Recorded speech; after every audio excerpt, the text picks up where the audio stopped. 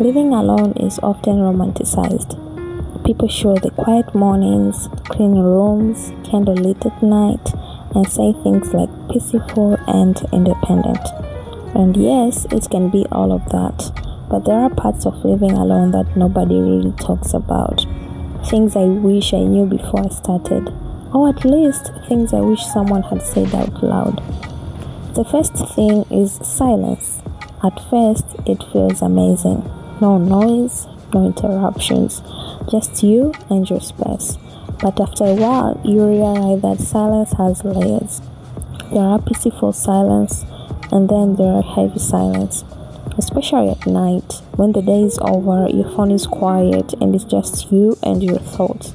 And I wish someone told me that it's normal to love living alone and still feel lonely sometimes. Those two feelings don't cancel each other. You really meet yourself. Living alone forces you to meet yourself fully. Your habits, your moods, your discipline, or lack of it. You notice what time you actually wake up when no one is watching, how you treat yourself when no one reminds you to eat, what you do with your time when you're not performing for anyone. It's eye-opening and sometimes uncomfortable. Because you can't blame anyone else, your life reflects you. Another thing nobody talks about is how much responsibility comes with freedom. When you live alone, no one pushes you. No one tells you to clean, sleep early, pray, eat properly, or take care of yourself. Some days you'll feel strong and productive, other days you do the bare minimum, and that's okay. This is actually why I created my life system planner when I realized no one was coming to organize my life for me. I need a system that helps me stay grounded spiritually, mentally, physically, and even financially. It's something I generally use to keep myself aligned when living alone feels overwhelming.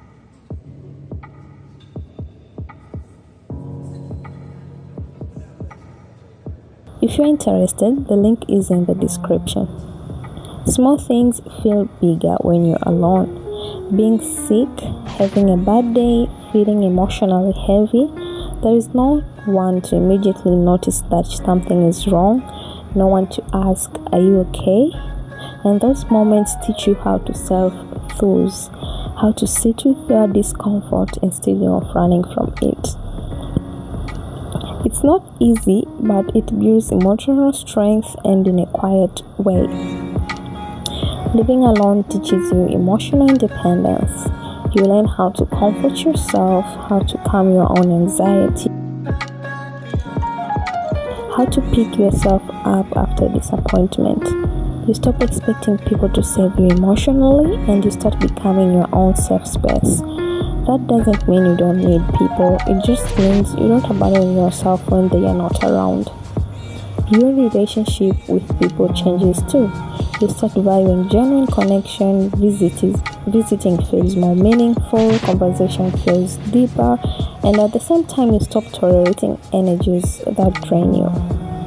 You realize how special and precious your peace is. Living alone makes you selective, not cold, just intentional.